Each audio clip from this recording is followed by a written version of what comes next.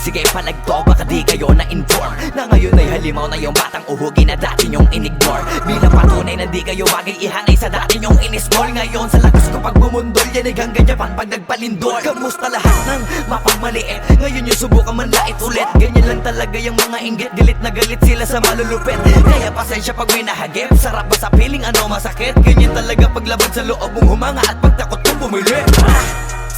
Puta diba napakasaklap? Ginigiit na wala kong talento pero isa ka sa napalakpak. Sige-tigilan nakakaputak, sa pandinig mo ay isalpak.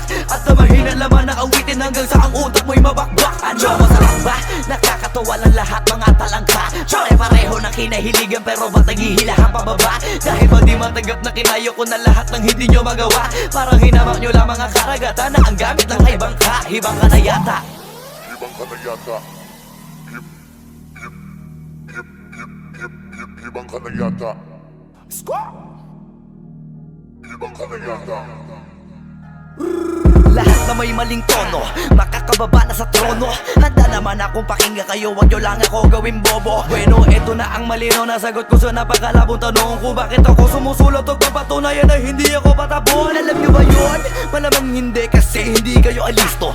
Sa sobrang bulag nyo sa katotohanan, lahat kayo ay pinanis ko. Hindi na uso dito palawakan ng koneksyon, kundi ka isasabi hasa malabong makakuha ng atensyon. Hindi ako nakipag-unahan pero bakit ako ang nasa harapan? Samantalang yun nakipagtulakan sa likuran, sila pa ang napag-iwanan. Ako ba ang dapat na alisin?